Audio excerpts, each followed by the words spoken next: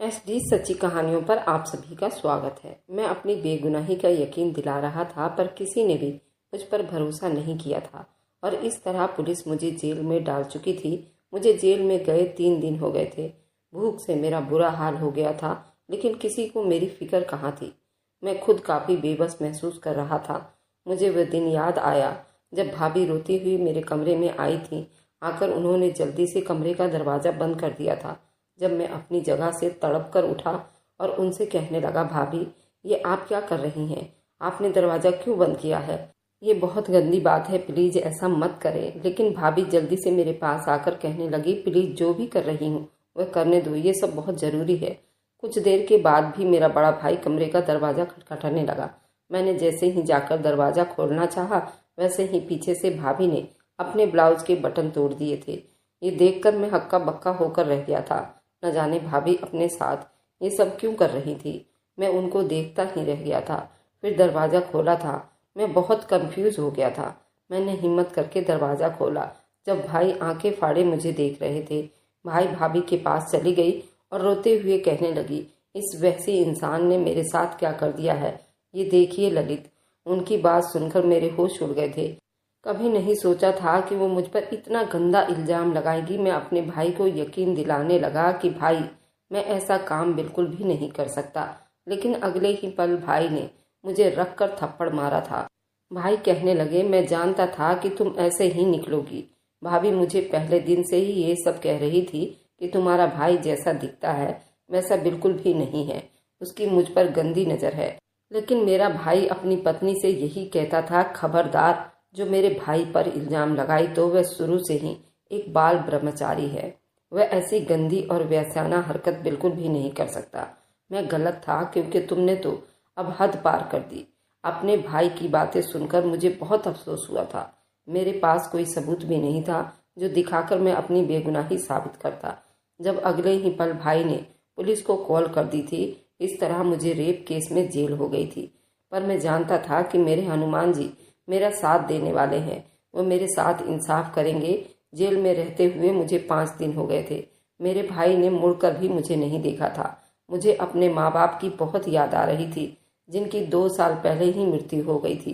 पर मुझे लगता था कि मेरा भाई शायद मुझसे मिलने आएगा, पर वह अब अपनी पत्नी के साथ बिल्कुल ही मगन हो गया था। मेरी भाभी ने ये सब कुछ इसलिए नहीं किया था क्योंकि वो कोई बुरी औरत थी, बल्कि वो ये चाहती थी कि उनकी बहन की शादी मुझसे हो जाती। लेकिन उनकी बहन बहुत ही मॉडल और फैशन वाली थी। उसका नाम सीमा था। कॉलेज के दिनों में वह किसी लड़के से प्यार करने लगी थी। वह उस प्यार में इतनी हद तक आगे बढ़ गई थी, वह अपनी इज्जत तक गंवा बैठी थी और इसी घटना में वो प्रेग्नेंट भी हो गई थी। पर मेरी भाभी के रिश्तेदारों में उसका कजन एक डॉक्टर था। उसकी मदद से उसने अपना बच्चा ऑपरेशन करवा लिया था। पर सीमा अपनी इस घटना से भी बाज नहीं आई थी और उसने अपने पुराने बॉयफ्रेंड से ब्रेकअप ले लिया था।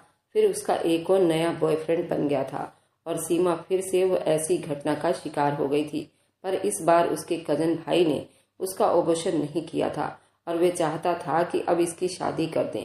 लेकिन अब उसकी इतनी बदनामी हो चुकी थी कि उसके रिश्ते भी नहीं मिल रहे थे और मेरी भाभी ने अपनी बहन सीमा को हमारे घर पर बुला लिया और सीमा बहाने बहाने मुझसे बात करने की कोशिश करती और मुझे अपने झूठे प्यार की जाल में फंसाना चाहती थी। एक दिन मेरे ना होने पर मेरे कमरे में छुपकर मेरे बिस्तर पर सो गई और जब मैं रात के समय अपने कमरे में अपने बिस्तर पर गया, मैं सीमा को देखकर चौंक गया था। सीमा आकर मेरे सीने से लिपट गई थी और कहने लगी, मैं तो तुमसे बहुत प्यार करती हूँ। पर मैं तो ठहरा एक बाल ब्रह्मचारी। मैं उसके प्यार की जाल में नहीं फंसा और सीमा को मैंने मुंह तोड़ जवाब दिया, उसके कान के नीचे रख कर दिया और उसे अपने कमरे से जाने के लिए कह दिया। इस बात पर वे दोनों बहनें मुझ पर तिलमिला उठी। मेरी भाभी ने तो मुझे कुछ भी नहीं कहा, पर सीमा उसी दिन वह अपने घर चली गई थी। मुझे सीमा के पहले बॉयफ्रेंड ने उसके बारे में सब कुछ बता दिया था। मेरा और सीमा का कोई जोड़ नहीं था। वह मुझसे पूरे 5 साल की बड़ी थी। हम दोनों में जमीन आसमान का फर्क था। मैंने भाभी को साफ मना कर दिया था तो भाभी अब मुझे धमकियां देने लगी थी कि अगर तुमने मेरी बहन से शादी ना की तो मैं तुम्हें जमाने भर में बदनाम करके रख दूंगी। मैंने भाभी से साफ मना कर दिया था और कहा कि देखो भाभी, भगवान हम सब इंसान के अंदर बसता है, कभी भी अपने भक्तों को रुसवा नहीं करता। मैं जानता हूँ मेरी नीयत क्या है। मैं आपकी बहन से कभी भी शादी नहीं कर सकता। इस बात को अभी 3 दिन ही नहीं बीते थे जब भाभी मेरे कमरे में आ गई। मैंने कभी नहीं सोचा था कि मुझ पर ये इल्ज़ाम लगाई जाएगी। जेल में रहते हुए मुझे करीबन 1-2 महीना हो गया था। मैं हर बार भगवान को याद करता था और उनका माला जाप किया करता था कि मुझे भगवान पर यकीन हो गया था कि एक ना एक दिन मेरा भाई मेरे पास ज़रूर आ जाएगा। और फिर वह दिन भी आ गया था। जब वो मेरे पास आया मुझे यकीन नहीं आ रहा था। मेरा भाई मुझसे कहने लगा, मुझे माफ़ कर दो, मैं अपनी पत्नी की बातों में आ गया था। पर अब मुझे सच्चाई मालूम हो चुकी है कि मेरी पत्नी ने तुम पर गलत इल्ज़ाम लगाया था। मैंने कभी नहीं सोचा था वह इस हद तक चली जाएगी, लेकिन अब दूध का दूध और पानी का पानी हो गया है। इस तरह मैं जेल से बाहर आ गया और अपने भाई के गले लगकर फूट फूट कर रोने लगा था। मैं घर गया तो भाभी का कोई नामो निशान नहीं था। मैंने अपने भाई से पूछा कि भाभी कहाँ है। जब भाई ने बताया कि उसे मैंने उसके मायके भेज दिया है। ऐसी लड़की के साथ मैं सारी जिंदगी नहीं बिता सकता जिसने इतना बड़ा खेल रचाया, और अपनी बहन को इस घर में लाने के लिए उसने तुम्हारे साथ कितना गलत किया था। मेरे भगवान जैसे भाई पर गंदा और वैसी इल्ज़ाम लगाया था। मैंने अपने भाई से कहा कि भाई तुम अपनी पत्नी को माफ़ कर दो, उसको इतनी बड़ी सज़ा मत दो, क्योंकि मेरी भाभी पूरे 8 महीने प्रेग्नेंट थी। इस हालत में अगर वह रोएगी तो बच्चे पर बहुत बुरा असर पड़ेगा और बच्चे की सेहत भी बिगड़ सकती है। भाई तुम बच्चे की सेहत के लिए भाभी को माफ़ कर दो और उन्हें घर पर ले आओ। मेरे भाई ने भाभी को माफ़ कर दिया और वे घर आ गई। भाभी ने मुझसे आकर बहुत माफ़ी मांगी। मैंने उन्हें माफ़ कर दिया, पर मैं अब उनसे कभी भी बात नहीं करता था। अब मैं भाई के साथ नहीं रहता। मैंने अपना एक अलग घर बना लिया था। मैं वहीं रहता था और मेरा एक प्यारा सा भतीजा हुआ था जिसे मैं अपने दिलो जान से भी ज़्यादा चाहता था। मैं कभी कभी उससे मिलने जाया करता था। और भाभी की बहन सीमा बिन ब्याही माँ बन गई थी, क्योंकि इस बार वह उस बच्चे का ऑपरेशन नहीं कर पाई। काफ़ी देर हो चुकी थी, इसी कारण डॉक्टरों ने उसका ऑपरेशन नहीं किया और इसी वजह से उस बच्चे को दुनिया में लाना पड़ा। और कोई भी रिश्तेदार सीमा की इस हरकत पर खुश नहीं है, जिसकी वजह से उसके रिश्ते में भी रुकावट आ रही है और ना ही कोई उससे शादी के लिए तैयार हो पा रहा है। अब वो बिन ब्याही माँ बनकर जॉब करती है और उस बच्चे को पालती है। उसका दूसरा बॉयफ्रेंड भी उसे छोड़कर चला गया।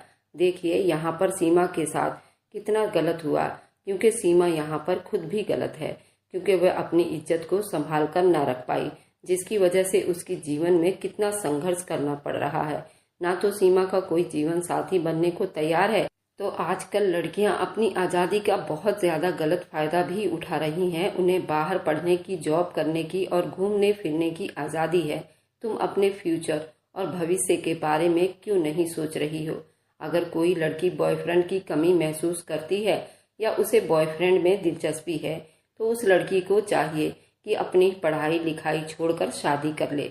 बॉयफ्रेंड रखने से अच्छा है कि तो अपने माँ बाप की मर्जी से शादी कर लो, क्योंकि बात तो यही है कि तुम अपनी भविष्य और फ्यूचर की चिंता छोड़ अपने यौन संबंध की तरफ ज्यादा ध्यान दे रही हो।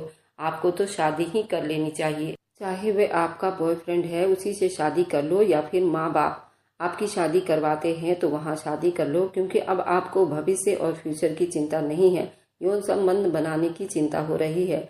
तो अब पढ़ाई छोड़कर अपना परिवार बनाइए।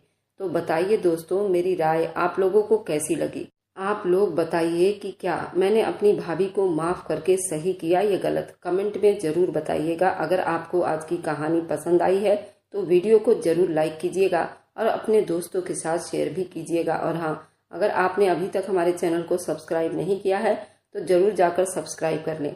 मिलते हैं हम अपनी कल की एक नई दिलचस्प कहानी के साथ। मुझ पर सदा अपना प्यार और स्नेह बनाए रखें।